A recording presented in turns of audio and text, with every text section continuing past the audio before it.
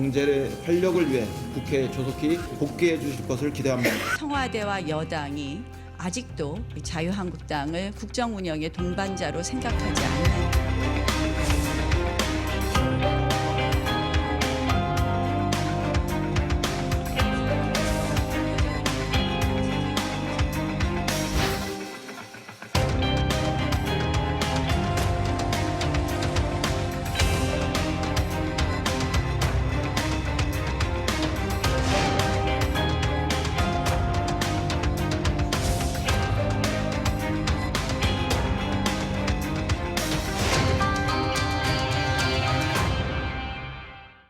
네, 6월 임시국회가 오늘부터 회기를 시작합니다. 여야 간의 의사일정 합의가 이루어지지 않아서 예정했던 본회의는 열리지 못했고요. 정치개혁특별위원회가 오늘 전체 회의를 엽니다.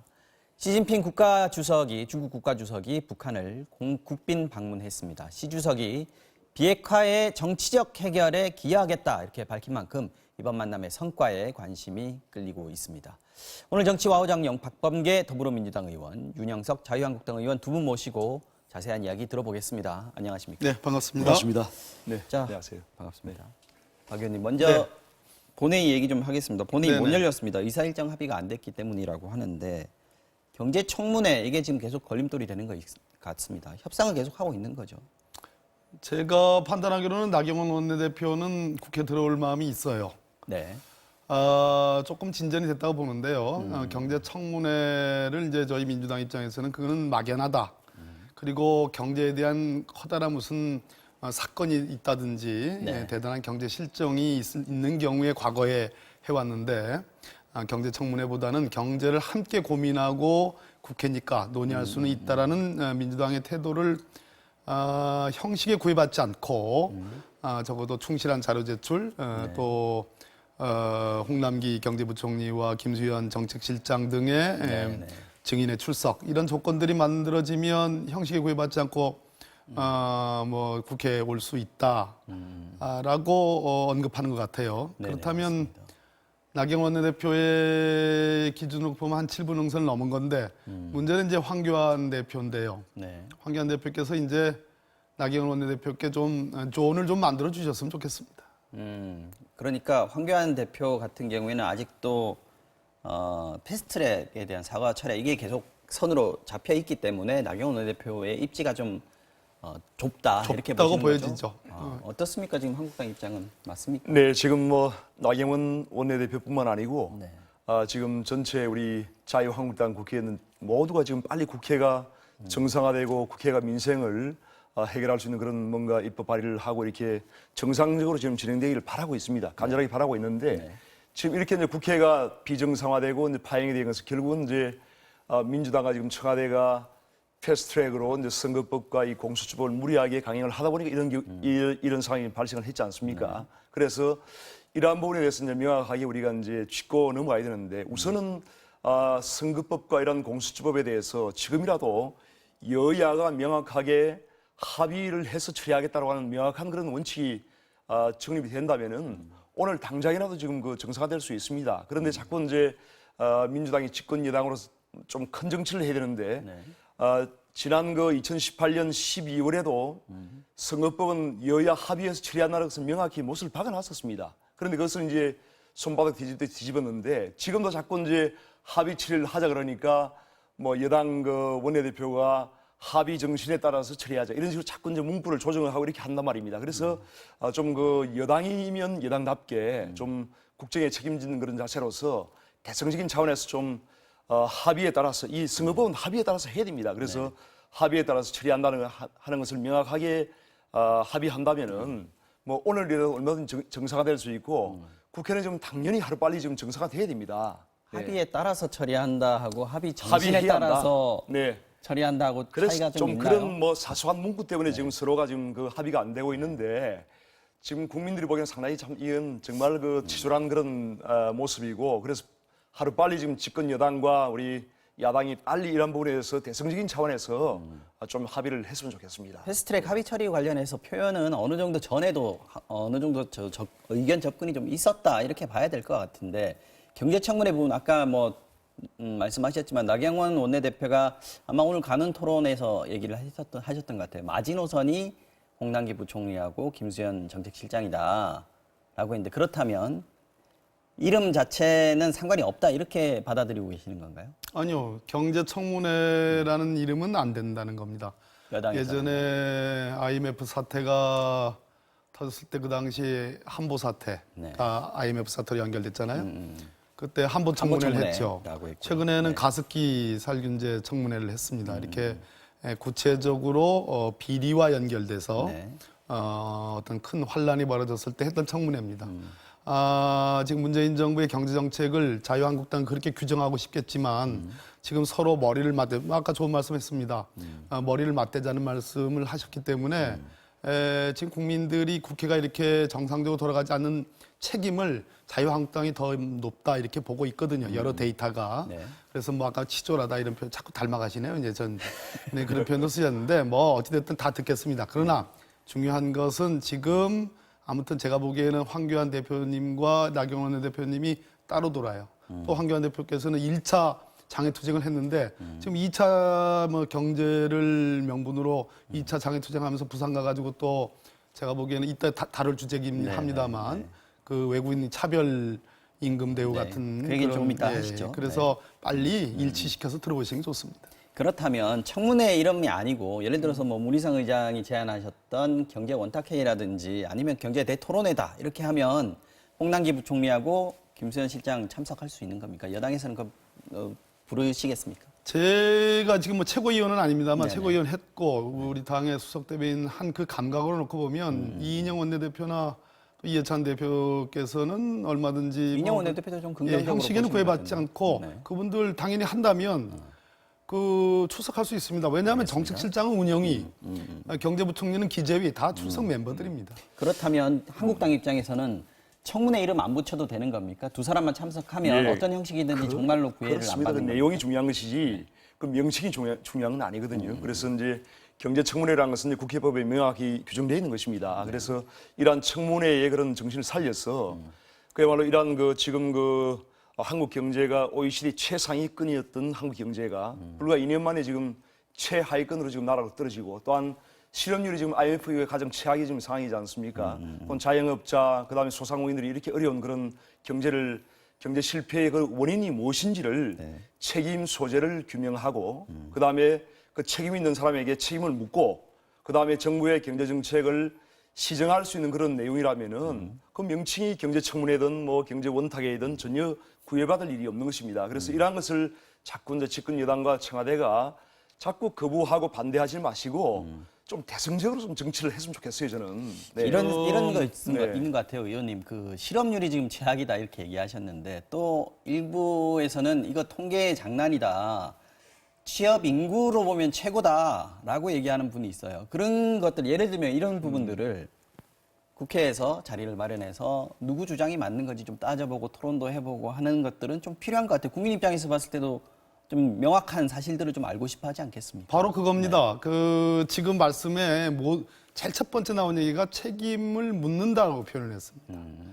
증상과 원인과 또 야당이 협조할 부분은 협조하는 것. 네. 민생 법안이 통과되지 않음으로써 그것이 경제에 미치는 영향은 무엇이고 이런 등등의 논의할 주제가 많은데 무조건 들이다 뭐 딱 그 열자마자 책임 소재 아까 제가 써놨습니다. 책임 소재를 규명하고 책임을 묻는다. 이 얘기는 저 2016년 겨울에 했던 국정농단 조사 청문특별위원회를 제가 그 생각이 나요. 네. 그렇게 하시면 안 되고 지금 우리 저 앵커께서 말씀하신 것처럼 그렇습니다. 지금 뭐 이렇게 좋은 나라를 이렇게 망쳐놨냐고 황교안 대표가 얘기하셨는데 그 당시 황교안 대표께서 국무총리 할 때 그때와 지금 3년이 흐른 지금을 비교해 볼 때 고용률은 더 좋아졌고요.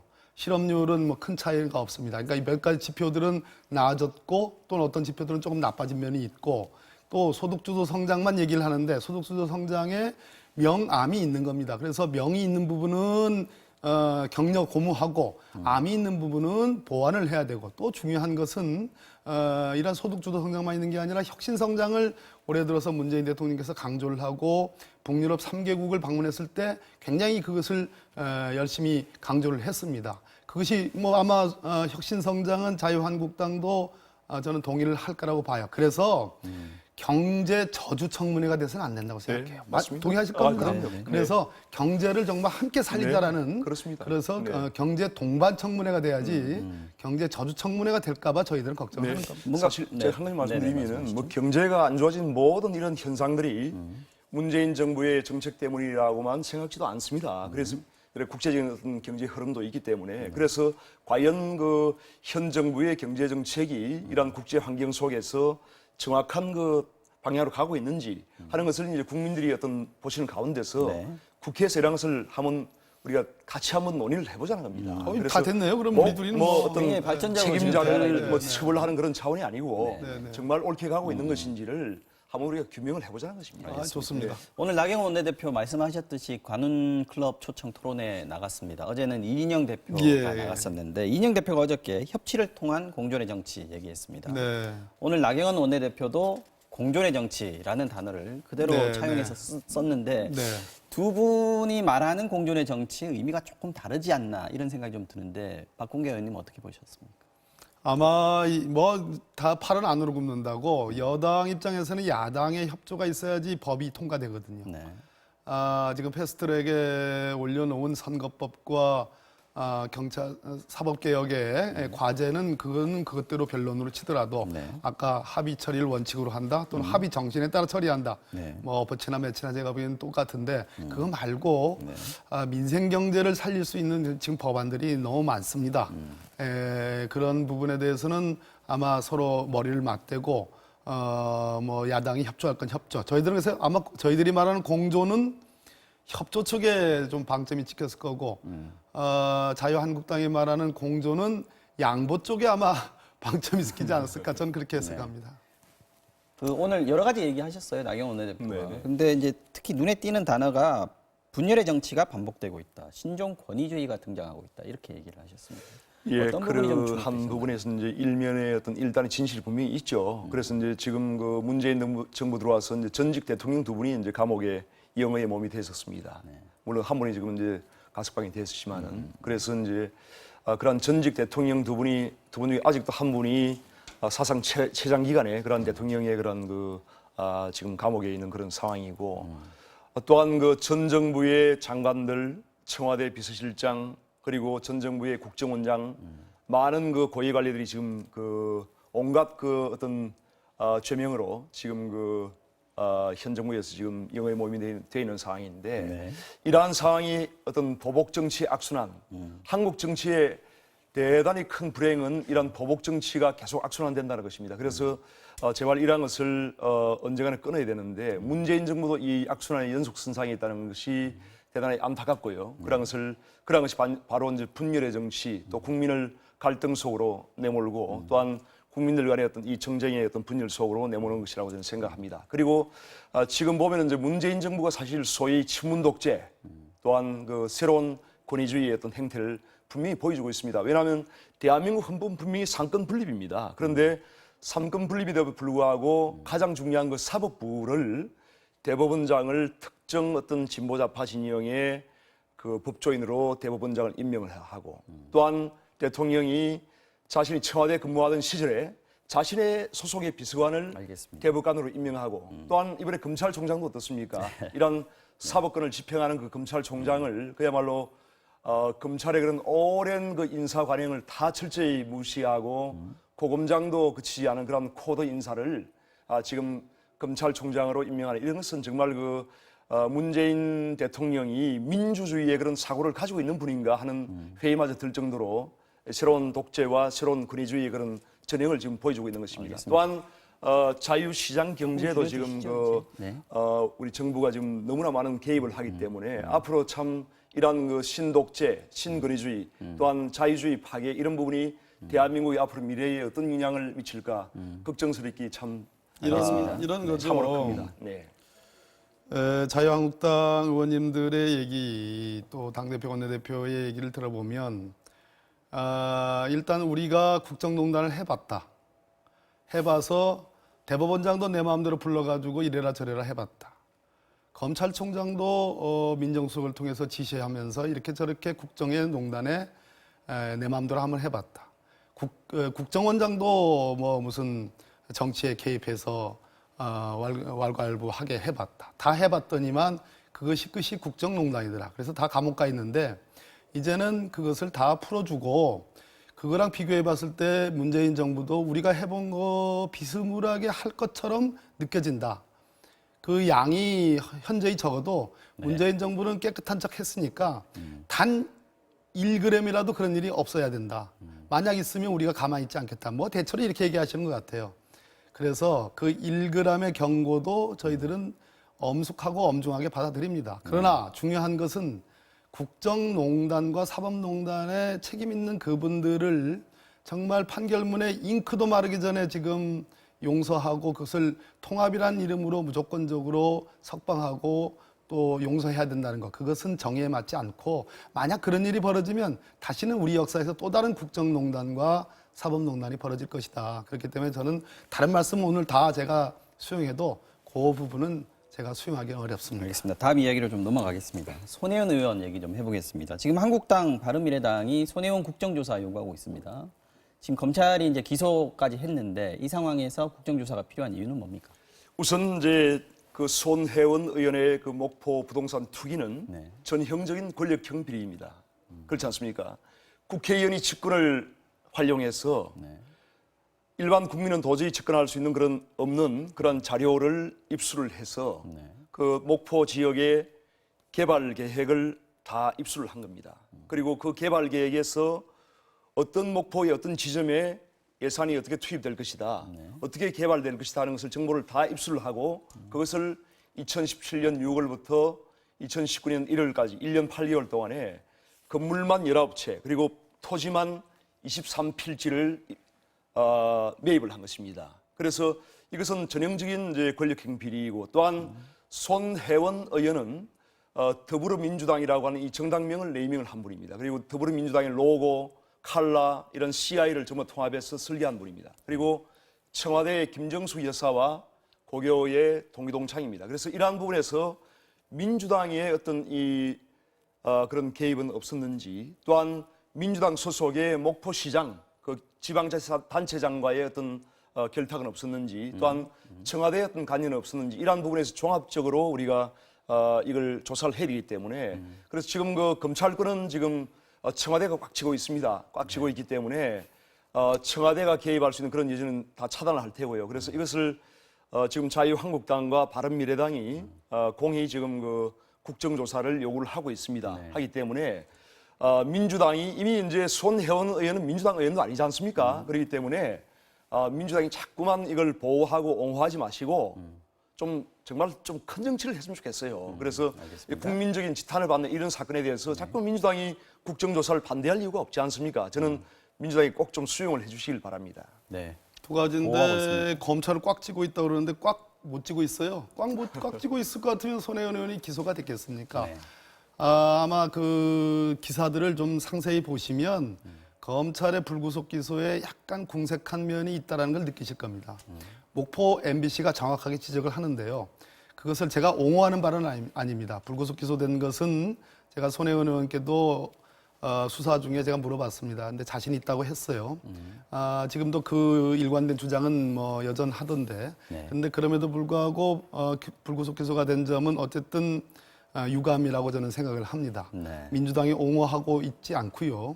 근데 중요한 것은 이것이 이 보안 자료라고 하는 것이 소위 이제 목포의 그 일대의 도시 재생 사업과 관련된 자료인데 그것이 보안 자료냐가 쟁점입니다. 논란이 되고 있습니다. 전 목포시장이 오늘인가 어제 기자회견에서 밝혔는데 목포 MBC도 얘기를 했어요. 그것은 시민들 보고회 그리고 여러 가지 공청회 등을 통해서 나온 자료들, 나왔던 발언들을 다 편집해가지고 준 자료다. 그랬을 때 검찰이 뭐라고 그러냐면 그런 것도 보안 자료가 될 수 있다라는 얘기예요.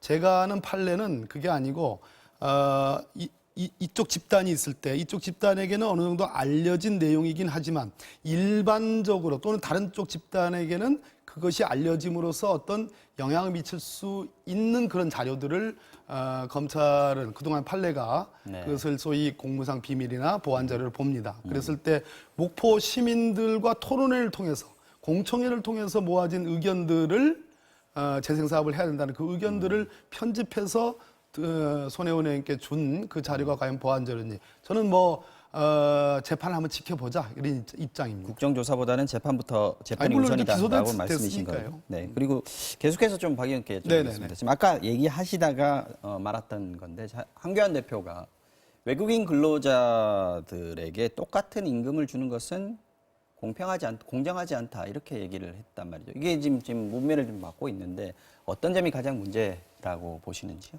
저게 이제 외국인 차별이라든지 또는 그 인종 차별이라든지 무슨 저는 그런 차원의 문제로는 안 봅니다. 그런데 문제는 황교안 대표께서 어떻든 제1야당의 강력한 대권주자 아닙니까? 그러면 평생을 공안검사로서 계셨기 때문에 경제를 제대로 인식하고 공부를 해야 됩니다.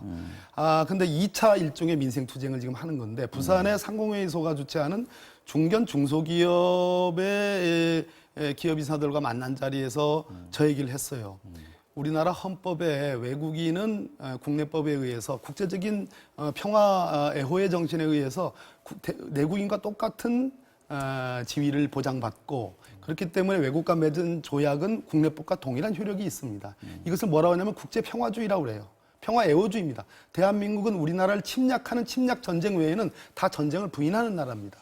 그런 측면에서 외국인이라고 해서 아무리 오늘 2차 해명을 하셨지만 최저임금이라고 그렇다 하더라도 그것을 차별한다는 것은 경제적으로도 바람직하지 않고 그것은 국제평화주의를 선언하는 우리 헌법에도 맞지 않아요. 중요한 것은 경제를 우리 정부와 집권당을 비판하기 위해서 특정 분야를 공부하는 것보다는 좀 일반적으로 경제에 대한 연구와 공부 뒤에 그다음에 나름대로 비판할 부분이 있으면 비판하는 그런 순서대로 가는 것이 맞는데 너무 특정해서 입맛대로 지금 공부를 하고 계시기 때문에 저는 그런 일이 벌어졌다고 생각합니다. 황교안 대표가 해명을 하고 있는데 해명이 잘 안 되는 것 같다라는 의견들이 많이 있습니다. 지금 최저임금에 대한 문제점을 보완하자는 얘기인데 왜 이렇게 어처구니 없이 비판을 하느냐 이렇게 지금 나오고 있습니다. 어떻게 생각하십니까? 우선 저희 일반 국민 누구나 지금 보아도 최저임금이 2년 동안에 30%가 올랐다는 것은 이것은 대단히 무리한 정책입니다.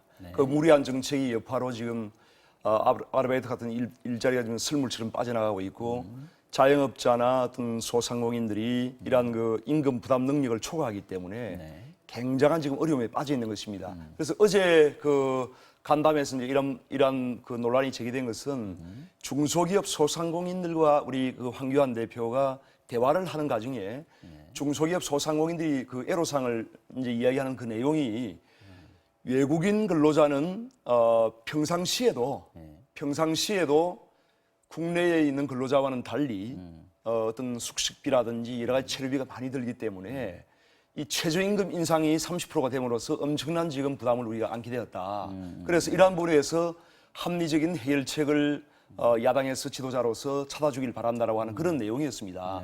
그러한 건의를 받고 황교안 대표 입장에서는 당연히 최근에 정부의 어떤 무리한 30%에 이르는 그런 최저임금 정책, 인상 정책에 잘못된 것을 지적할 수밖에 없었고 이러한 부분에서 어떤 외국인 근로자를 차별하는 것이 아닙니다. 그래서 뭔가 소상공인과 자영업자 그리고 중소기업인들의 지금 현실적인 그런 문제에 좀 봉착해 있기 때문에 이러한 것을 뭔가 합리적으로 해결해 갈 수 있는 그런 뭔가 정부의 정책과 국회의 대응이 필요하다라고 하는 그런 원론적인 입장을 말씀을 했던 것입니다. 그런데 그 본질적인 문제는 지금 보지 않고 자꾸만 그 외국인 최저임금을 차별한다는 식으로 이렇게 몰아가고 있는데 그것은 정말 그 달을 가리키고 있는데 이 달은 보지 않고 손가락만 보고 자꾸만 이게 뭔가 정책으로 만들어서 야당 대표를 비판하고자 하는 그런 의도라고 저는 생각하고 조금 좀 자제해 주기를 좀 바랍니다. 아니요. 이거는 황교안 대표를 위해서도 그렇고 건강한 보수 야당이 제1야당이 필요합니다.